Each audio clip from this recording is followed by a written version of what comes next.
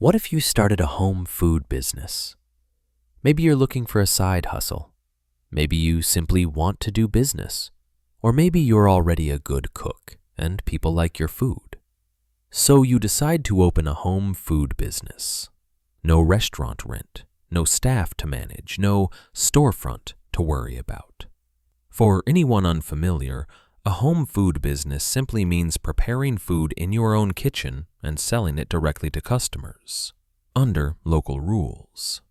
On the surface, it looks like a clean, low-risk way to get started.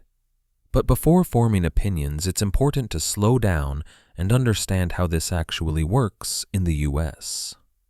If you look at this purely from the positive side, a home food business actually has a lot working in its favor. The first thing people notice is the low entry barrier. You don't need a restaurant, you don't need a storefront, and you don't need to hire anyone right away. You're starting with what you already have: your kitchen, your skills, and your time. That alone makes it feel accessible. Another reason this business feels comfortable is the downside risk. If it doesn't work, you're not locked into a long lease, expensive commercial equipment, or employees you still have to pay. Compared to opening a restaurant, the amount of money at risk feels much smaller, and that matters to most people. There's also a noticeable shift in how people are eating today. More and more people are moving away from heavy, uncomfortable meals that leave them feeling bloated or tired. They're actively looking for food that feels fresher, lighter, and more home-style. That shift works directly in favor of a home food business. What you're selling doesn't feel industrial or mass-produced. It feels personal. And that emotional difference matters more than people realize. Another big advantage is flexibility. In a restaurant, once you commit to a menu, changing it can be expensive and risky. At home, you can experiment without that pressure.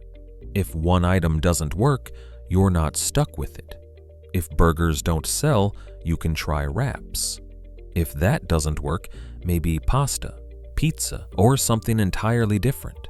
You can test, adjust, and adapt without burning money every time you change direction.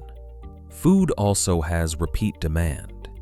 People don't order once and disappear forever. If they like what you make, they come back, often again and again. That repeat behavior makes the business feel more stable than it looks at first. There's also flexibility with time. You decide how many orders you take. You decide when you cook. You decide how fast you want to grow. You're not locked into long hours or rigid schedules the way traditional restaurants are. And finally, there's the emotional side of it. This business feels familiar. You're not learning something completely new.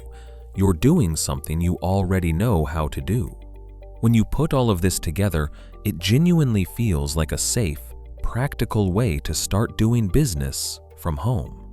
Now let's talk about the reality most people don't mention. The biggest factor here is the law. In the US, home food businesses operate under cottage food laws. And these laws place clear limits on what you can sell and how much you can earn. For example, in California, there's an annual revenue cap. Once you cross that limit, you're no longer considered a home food business and need additional permits or a commercial setup. In contrast, states like Florida are far more flexible, allowing home food businesses to earn up to hundreds of thousands of dollars per year before stricter licensing applies. And then there are states with very low limits, where earnings are capped at just a few $1,000s annually, barely more than a small side income. So the exact same business idea can be a serious income in one state and a hard ceiling in another. That's the first reality.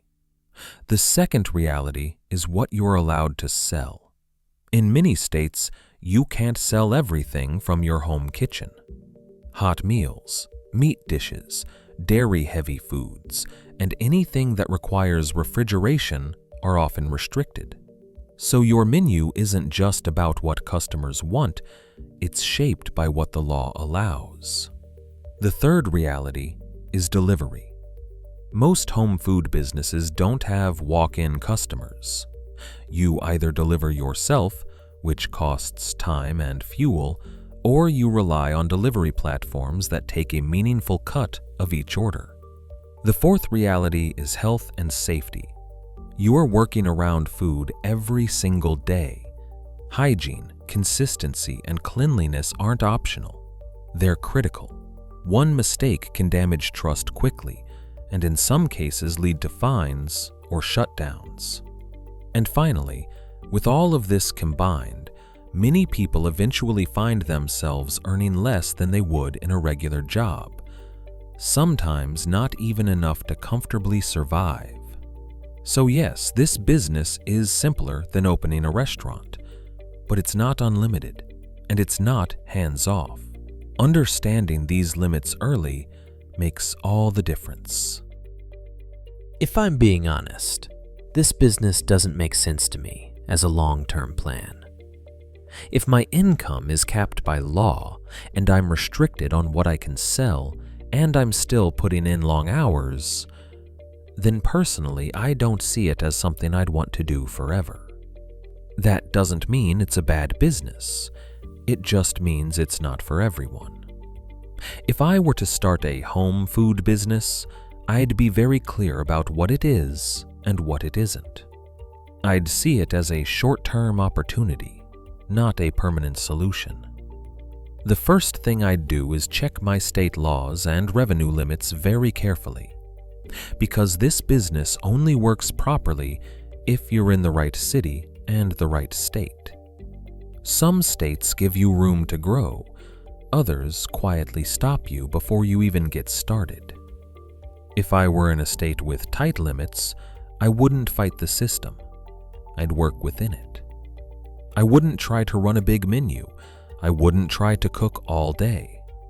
I'd focus on 1 or 2 legal items, keep things simple, and use pre-orders so I'm not constantly reacting to customers. Most importantly, I'd be clear about my goal. I wouldn't do this expecting financial freedom. I'd use it to generate some initial money, understand how customers behave, and learn how food operations work on a small scale. If I wanted to stay in food long-term, this would only make sense as a stepping stone, maybe toward a food truck, a cafe, or something bigger. But again, that only works if the location supports it. So the way I see it, a home food business can work very well for some people, but it doesn't work equally well for everyone. And understanding that up front saves a lot of frustration later. That's how I personally look at it. That's all for today. I hope this gave you a clearer picture of how a home food business actually works in the US. Let me know in the comments, would you consider doing this kind of business or not? Thanks for watching. Take care